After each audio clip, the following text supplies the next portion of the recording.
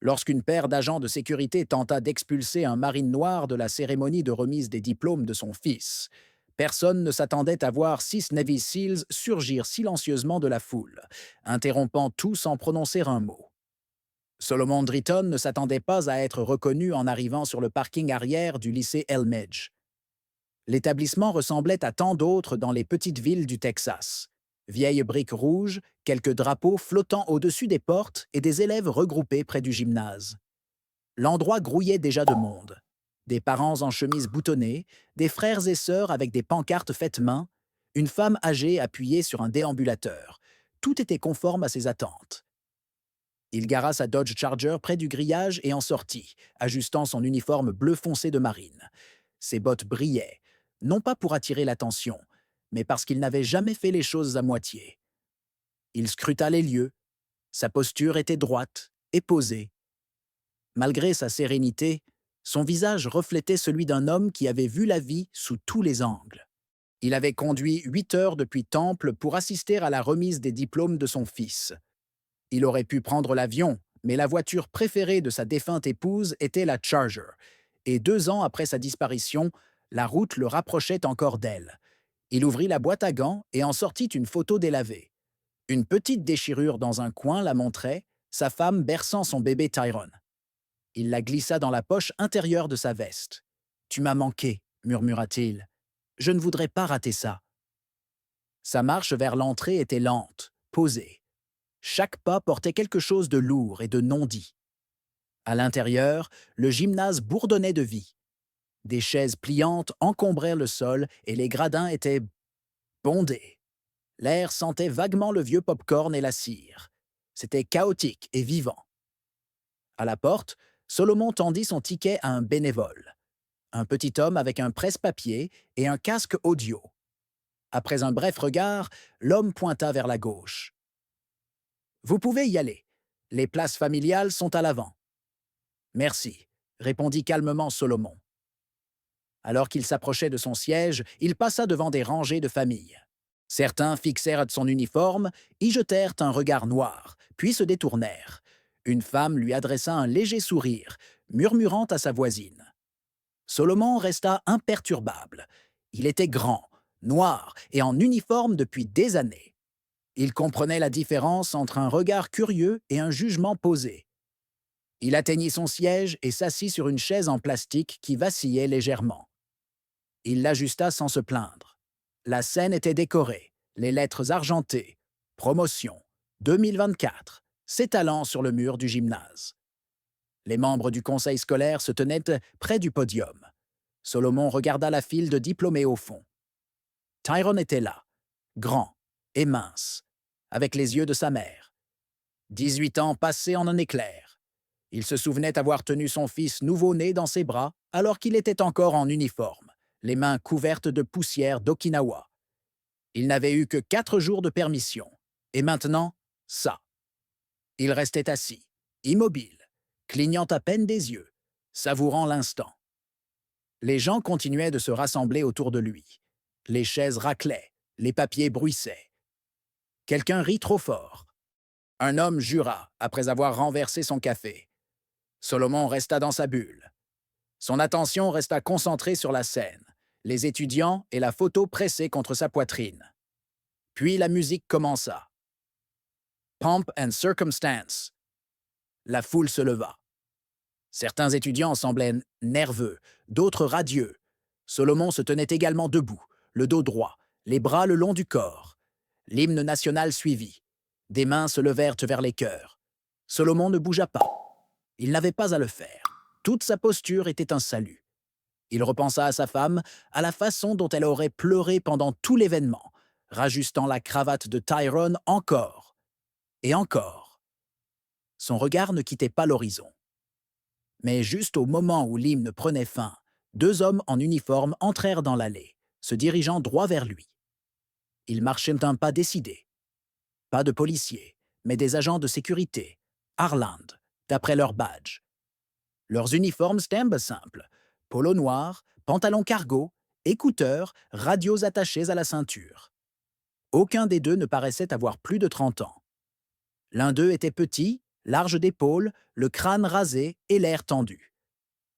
L'autre était grand, mince et mâchait du chewing-gum, comme s'il avait un endroit plus important à visiter.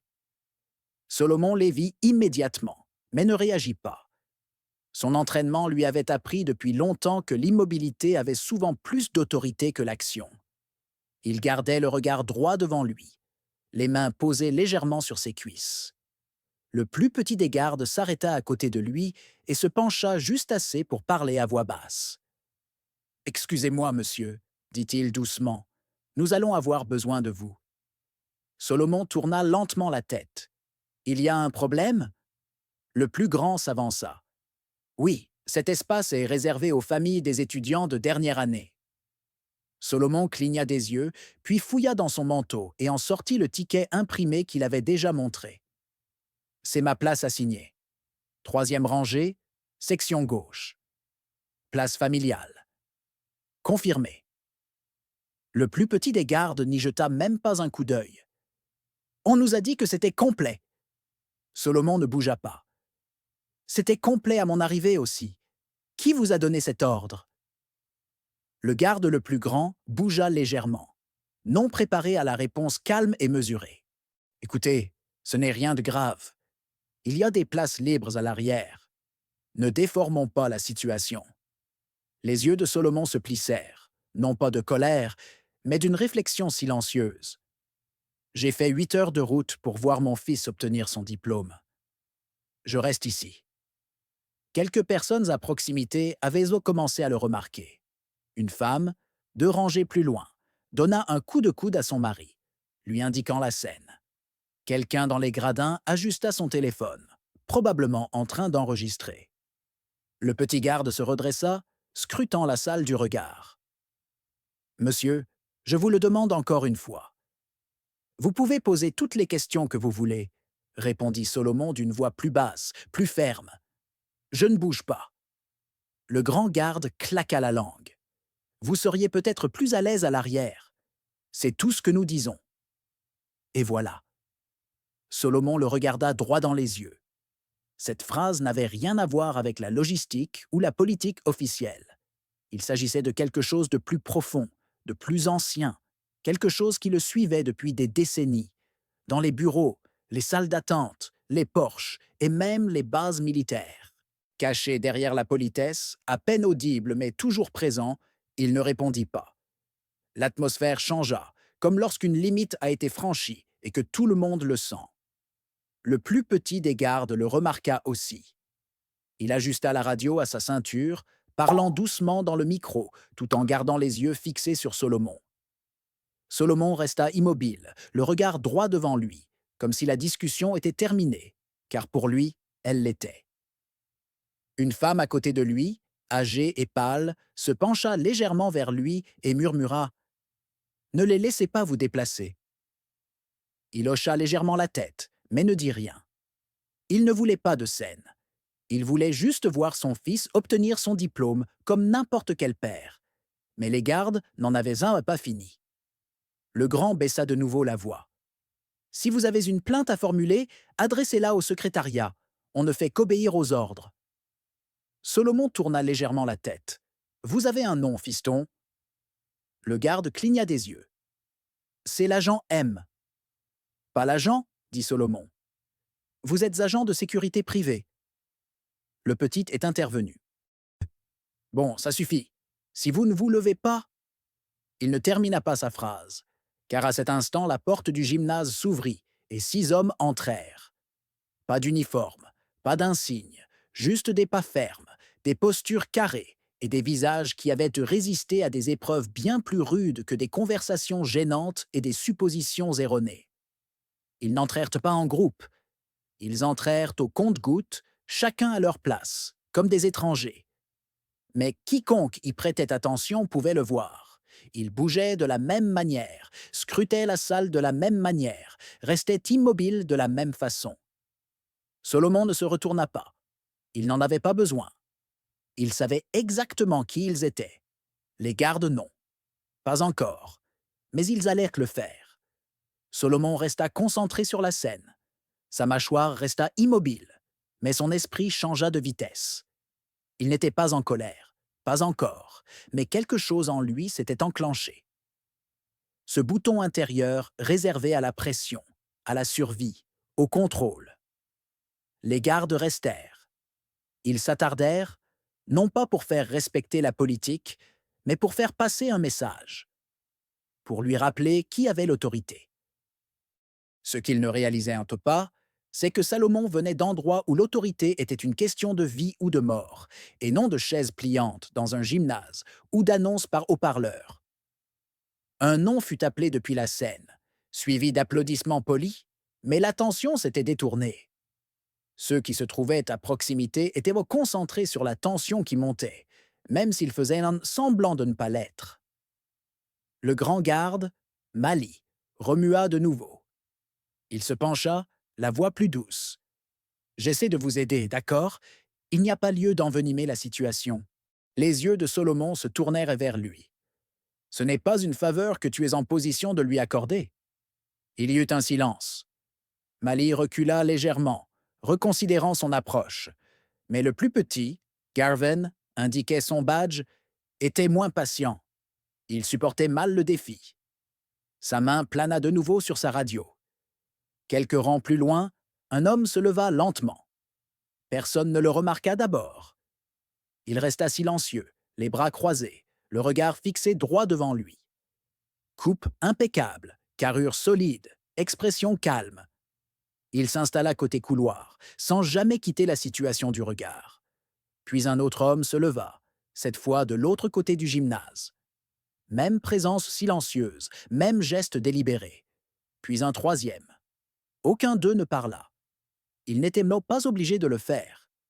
Solomon les reconnaissait sans même les regarder. Son instinct n'exigeait aucune confirmation. Il avait guidé ses hommes à travers la boue, le feu et des moments de silence plus sombres que tout ce que la plupart des gens avaient jamais connu. Garvin se pencha à nouveau, cette fois sur un ton différent. Plus un avertissement qu'une demande. « Écoute, mec, tu es en train de transformer ça en quelque chose d'inutile. » Solomon tourna lentement la tête. « Et tu ne m'entends toujours pas. » Les doigts de Garvin tressaillirent à nouveau près de la radio, mais avant qu'il puisse parler, une voix brisa la tension à 3 mètres de distance. « Y a-t-il une raison pour laquelle cet homme est harcelé ?»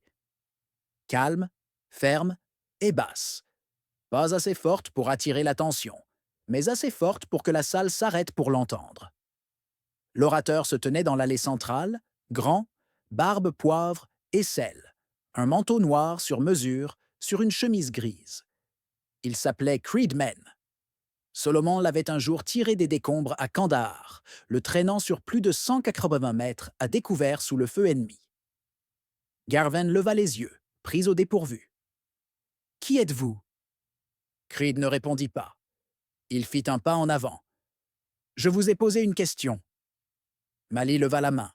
« Monsieur, on a la situation en main. »« Non, » dit Creed, plus sèchement.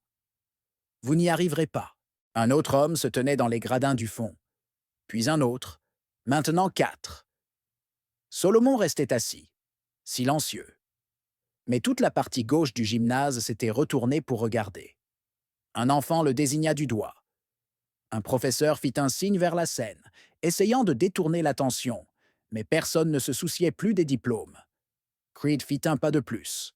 « Vous vous ridiculisez, et vous êtes à 2 doigts d'empirer les choses. » Garvin regarda Mali, dont la confiance s'effritait. C'était évident maintenant. Il ne s'attendait Dieu pas à une résistance. Pas comme ça. « Je me fiche de vos ordres, » dit Creed. « Vous ne touchez pas à cet homme. Vous ne lui dites pas de bouger. Vous ne le lui demandez plus. » Un silence pesant s'installa dans le gymnase, non pas par peur, mais par respect. Un respect profond, grandissant à mesure que de plus en plus de personnes prenaient conscience du poids de l'instant.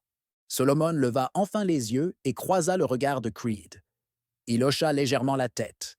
Ni un remerciement, ni une supplication, juste une reconnaissance. L'expression de Creed s'adoucit. Puis il recula et se rassit, les bras toujours croisés. Mais la tension dans la pièce n'avait pas disparu. Pas encore. Tout le monde attendait, guettant le prochain mouvement des gardes. Tout le reste, la scène, les banderoles, les visages, s'effaça de l'esprit de Solomon. Ses yeux étaient ouverts, mais ses souvenirs le ramenèrent. 15 ans en arrière. Afghanistan. Province de Kandahar. Fin d'après-midi. Le soleil ne se couchait pas là-bas. Il s'abattait violemment, peignant le désert de rouille et de métal. Solomon, alors sergent artilleur, venait de terminer un briefing d'unité lorsque tout bascula. Une bombe artisanale frappa leur convoi, renversant le Humvee de tête comme un jouet. La poussière et les éclats d'obus emplirent l'air. Puis les balles fusèrent, en formation serrée, pas au hasard. Solomon ne s'arrêta pas. Il se déplaça rapidement, se cachant derrière un chambranle de portes tordues, évaluant le chaos. La fumée étouffait l'autre extrémité de la vallée. 6 hommes étaient à terre, coincés derrière un deuxième camion en feu. L'un d'eux en tirait déjà un autre. C'était Creedman. Il n'était déployé que depuis 3 mois et saignait maintenant d'une blessure par balle à la cuisse. Solomon n'hésita pas. Pas de radio, pas de doute. Il sprinta à découvert sous les tirs, glissant derrière un essieu brisé. Creed leva les yeux, le visage maculé de sang. « Tu saignes, » dit Solomon. « Tu crois ?» haleta Creed. Solomon attrapa les sangles du soldat inconscient à côté de lui, Enrique Stowe, et commença à le traîner. Creed le poussa par derrière, grimaçant de douleur. « Où est Divas ?» cria Solomon. Creed pointa faiblement du doigt. « À gauche, sous le capot. » Solomon se retourna. Il était là, un jeune SEAL, coincé sous un morceau de bloc moteur, la jambe coincée. Il appelait à l'aide, mais il était trop faible pour bouger. Sans hésiter, Solomon dit à Creed « Reste à terre et bouge quand je le ferai. » Creed hocha la tête. C'est à ce moment-là qu'il commença vraiment à comprendre ce qu'était un véritable leadership. Solomon traversa le champ en courant. Son pied heurta du gravier, puis quelque chose de pire, mais il ne s'arrêta pas. Il se laissa tomber près de Divas, s'accroupit et attrapa le capot écrasé à 2 mains. Il ne bougeait pas. « Gunny, arrête !»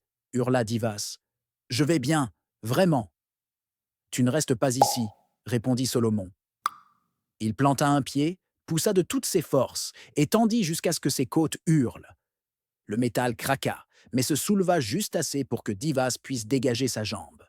Ils retombèrent ensemble et rampèrent vers la crête. Des balles claquèrent au-dessus de leur tête. Creed revint, aidant Stowe, qui boitait sur sa seule jambe valide. 2 autres suivirent. Limb et Horton, le visage couvert de cendres, armes prêtes. Lorsque les coups de feu ont cessé, personne n'a célébré. Aucun discours. Juste une respiration saccadée et le doux murmure de la survie. Tous les 6 étaient bien vivants. Solomon fut le dernier à bouger. Il resta en arrière pour couvrir le groupe jusqu'à ce que la poussière retombe et que l'évacuation sanitaire arrive. Il ne parla pas beaucoup ensuite, mais Creed n'oublia jamais. Aucun d'eux ne l'oublia. À partir de ce jour, c'était décidé.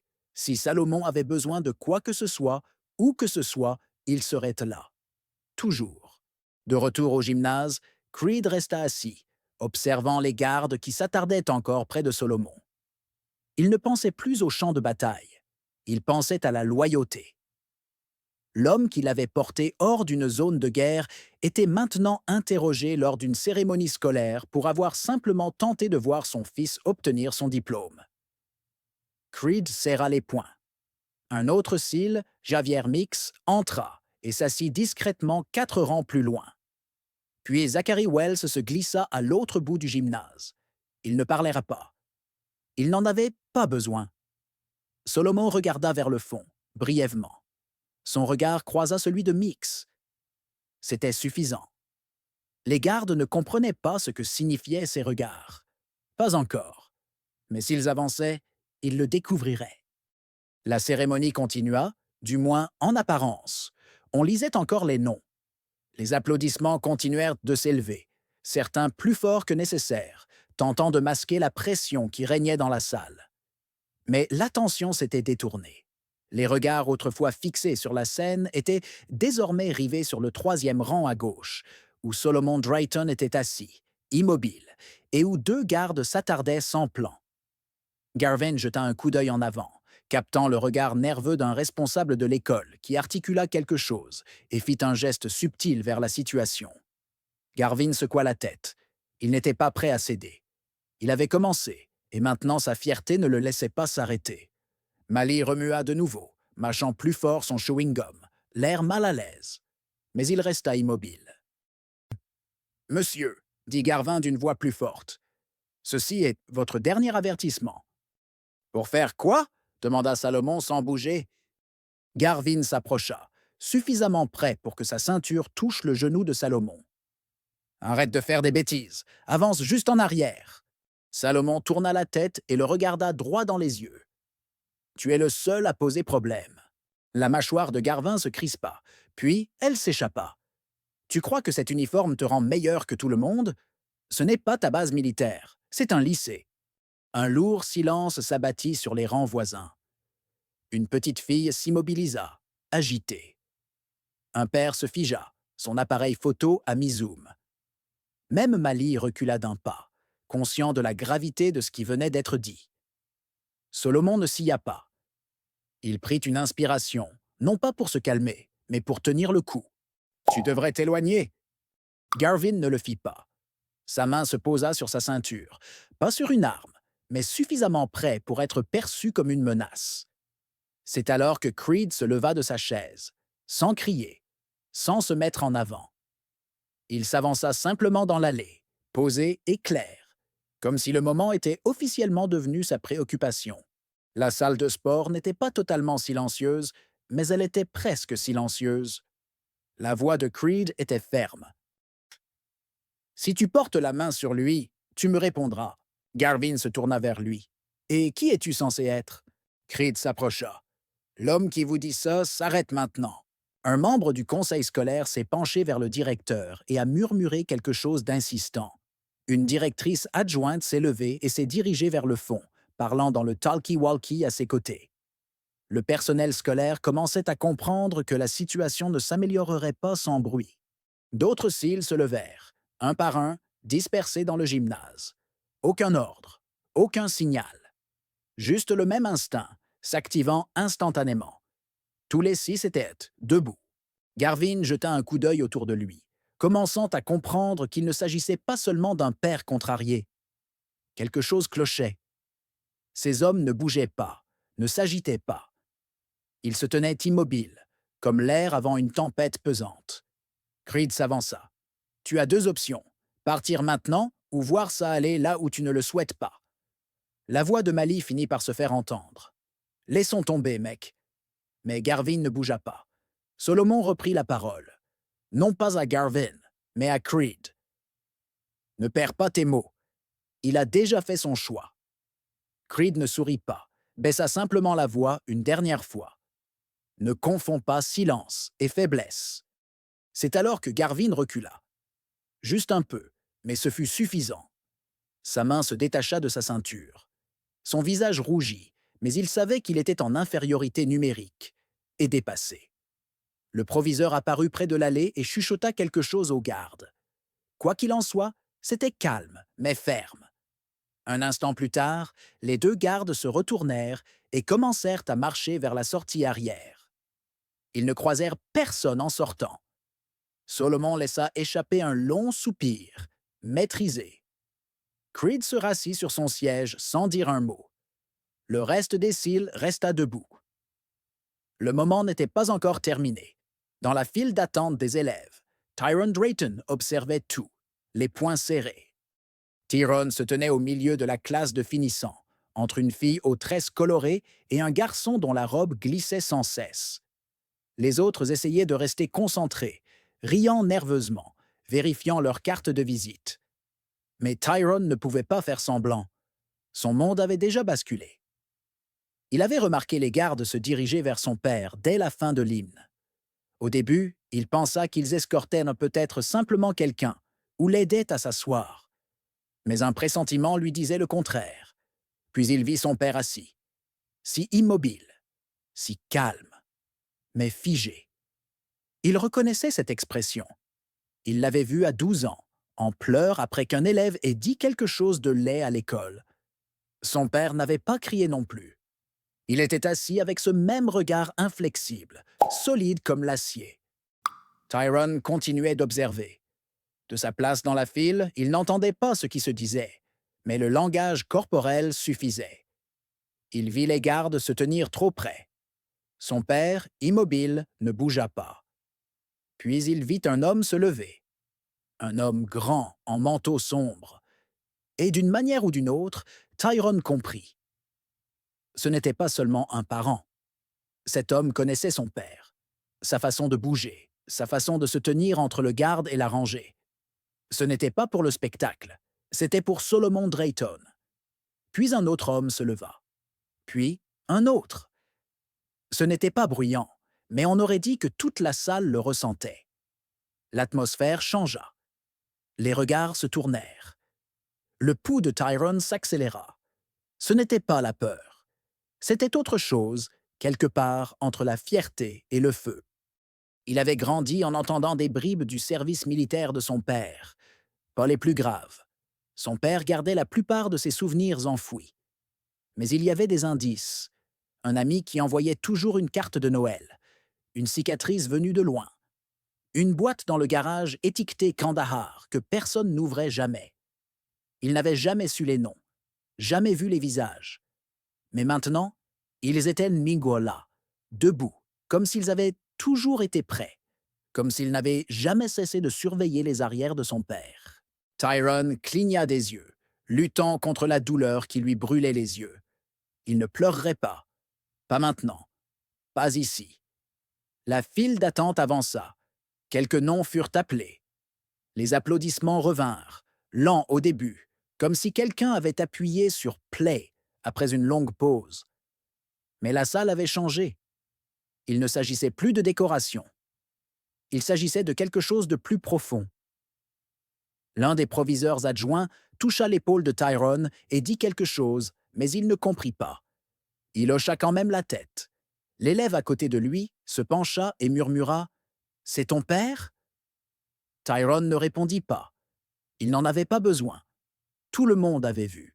Maintenant, toute la salle de sport comprenait quel genre d'homme était vraiment Solomon Drayton. Dans la foule, Creed resta debout. Il ne cherchait pas les applaudissements. Il ne cherchait pas à attirer l'attention. Il gardait les yeux fixés sur Solomon, toujours assis sur cette même chaise en plastique, les mains posées sur ses genoux, les yeux rivés sur la scène comme si de rien n'était. Mais quelque chose s'était passé. Les autres cils restèrent debout, eux aussi. Non pas en démonstration de force, mais comme un signal discret. Leur silence avait plus de poids que n'importe quelle annonce. Certains parents applaudissaient plus fort à chaque nom appelé, comme pour tenter de rétablir l'équilibre dans la salle, de rendre hommage à ce qui venait de se passer. Le gymnase n'était plus seulement un lieu de cérémonie. Il était devenu un lieu vivant, animé par un moment d'injustice, ancré dans le respect. Salomon ne bougea pas, ni par défi, ni par amertume. Juste là, présent. Un père regardant son fils faire un pas de plus dans le monde. Mais le moment qui allait tout changer n'était pas encore arrivé. Il approchait encore. Et lorsqu'ils appelleraient enfin Tyrone, toute la salle cesserait de faire semblant. La file d'étudiants avançait plus vite. Certains s'affairaient encore avec leurs casquettes, murmuraient des blagues, s'efforçaient de rester légers. Mais Tyrone n'était plus de la partie.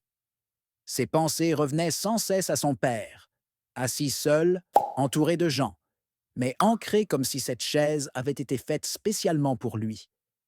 Il y avait quelque chose dans son air posé, silencieux et pourtant inébranlable, et dans la façon dont ces hommes, ces guerriers, se tenaient autour de lui sans avoir besoin d'un mot. Tyrone réalisa alors à quel point il comprenait peu ce que son père avait porté. Bien sûr, il avait vu les médailles, les photos, le drapeau plié sur l'étagère. Mais ces choses avaient toujours été silencieuses. Aujourd'hui, elles bougeaient. Aujourd'hui, elles restaient debout. Le proviseur adjoint appela un autre nom, puis un autre. Tyrone n'était plus qu'à 3 élèves de la scène. Il s'essuya les mains sur sa blouse et tenta de contrôler sa respiration. La fille devant lui se retourna et lui adressa un sourire nerveux. Tu es prêt? Tyrone parvint à esquisser un petit sourire. Plus que tu ne le penses. Il s'avança. De l'autre côté du gymnase, Solomon se pencha légèrement, les yeux rivés sur la scène. Il n'avait pas applaudi chaque diplômé, non par manque de respect, mais parce que toute son attention était portée sur le garçon en robe noire à cordons rouges et blancs, celui qui ressemblait à sa mère quand il souriait. Un autre nom fut appelé. Puis l'annonceur marqua une courte pause, s'éclaircit la gorge et prononça le nom suivant avec plus de force. Tyrone Drayton. Le nom résonna.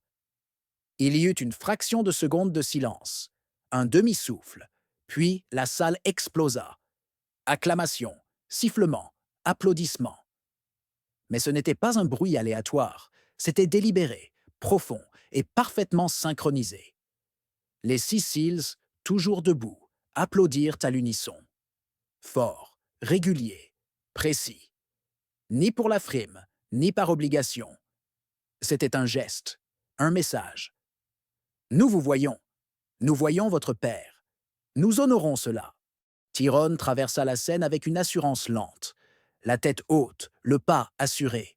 Sa poitrine palpitait de fierté, non seulement pour lui-même, mais aussi pour la vérité sur son père et ce que cela signifiait de porter son nom. Il prit son diplôme, serra la main du directeur et se tourna vers le public. Il regarda jusqu'à ce qu'il trouve Solomon. Son père ne fit pas un signe de la main, ni ne se leva. Juste un léger sourire, discret et chargé de sens.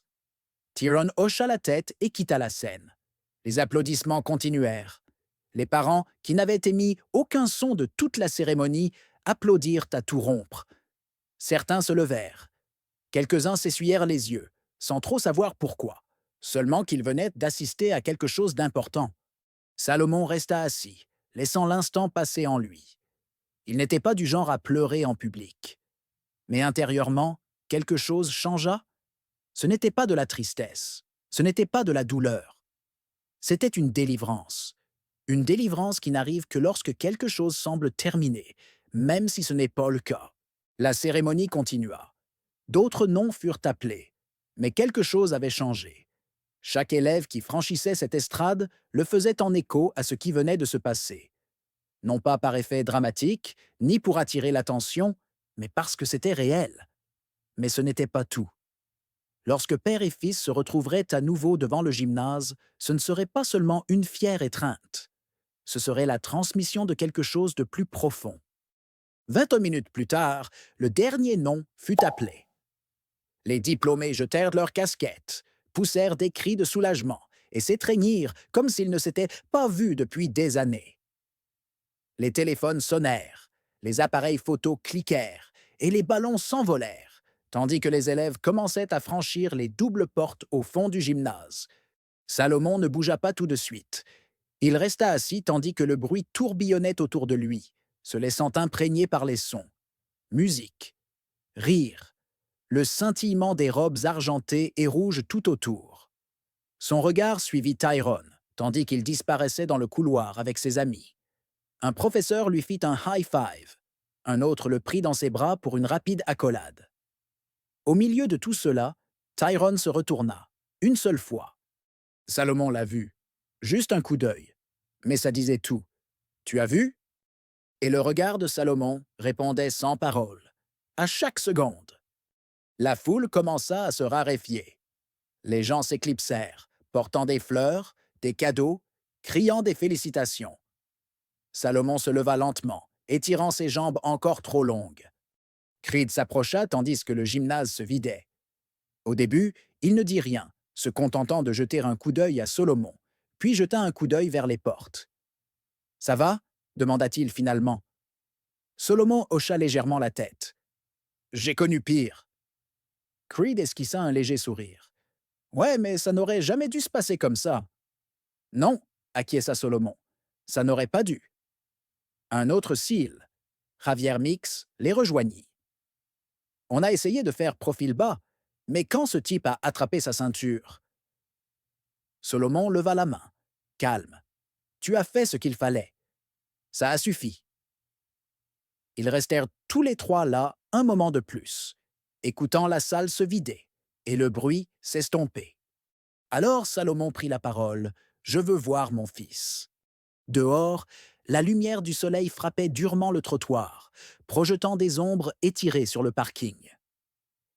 Des groupes d'étudiants se rassemblaient en cercle lâche, prenant des photos, lançant à nouveau leurs casquettes, interpellant leurs familles. Tyrone était près du mât, à moitié nu, son classeur de diplôme dans une main, son téléphone dans l'autre. Lorsqu'il aperçut son père s'approcher de lui, il marqua une pause au milieu d'une phrase. Les gens autour de lui se fondirent dans l'arrière-plan. Ils se retrouvèrent à mi-chemin. Tyrone prit la parole le premier. « Ça va ?»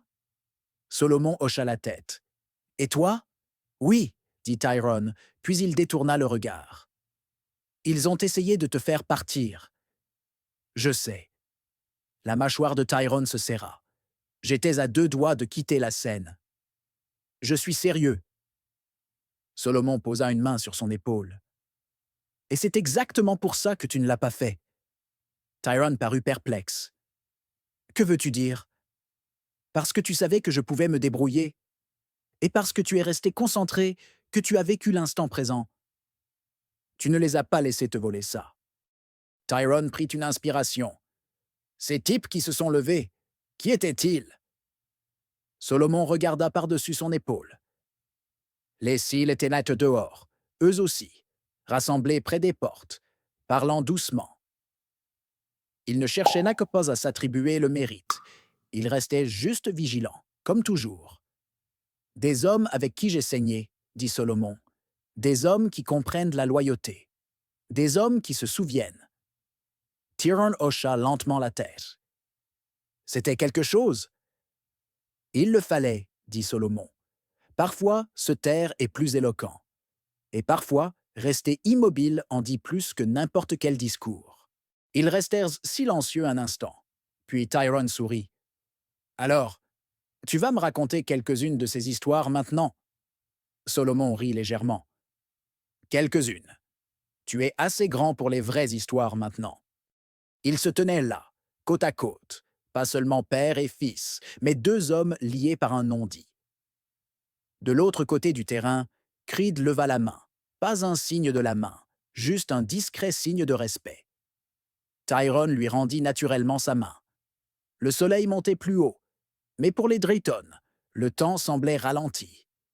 Un instant subsistait cependant, celui qui contenait la leçon à venir. Quand Solomon et Tyrone atteignirent le parking, la plupart des gens étaient répartis. Quelques familles s'attardaient, riant, pliant les chaises, chargeant les cadeaux dans les malles. L'effervescence s'était estompée. La lumière s'atténuait, le jour cédant la place au soir. Solomon déverrouilla la vieille Charger, la voiture de sa femme, celle qu'elle utilisait pour les réunions scolaires, les voyages, la vie quotidienne.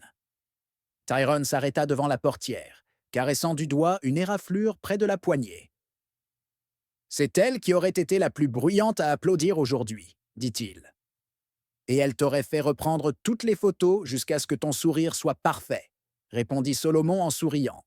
Ils montèrent et fermèrent les portes. La voiture était chauffée par le soleil, mais on aurait dit une bulle de silence, coupée du reste. Tyrone se tourna vers son père. « Je dois te demander, pourquoi n'as-tu rien dit à ces gardes? Tu es resté assis là. » Solomon tapota le volant une fois, puis leva les yeux. « Parce que je n'ai pas à prouver qui je suis, et je n'ai pas besoin d'élever la voix pour être entendu. » Tyrone regarda par la fenêtre, pensif. « Tu sais combien de fois j'ai dû choisir entre me taire ou exploser ?» poursuivit Solomon. « Ce qui s'est passé aujourd'hui, ce n'était pas la première fois que quelque chose comme ça se produisait. Ce ne sera pas la dernière. Mais comment réagir? C'est notre nature. » Tyrone secoua la tête. « Mais ils t'ont manqué de respect, devant tout le monde. »« Oui, » dit Solomon, « et tout le monde l'a vu. Mais ils ont aussi vu la vérité. Ils ont vu 6 hommes qui auraient pu être n'importe où ailleurs se lever sans hésiter. Non pas parce que je les ai appelés, parce qu'ils ont compris. » Tyrone resta un moment à réfléchir. Puis Salomon reprit la parole. « Mon fils, la vie te donnera d'innombrables occasions de réagir avec colère. Et parfois, bien sûr, la colère est la bonne réponse. Mais le plus souvent, le silence est plus profond. La dignité dure plus longtemps.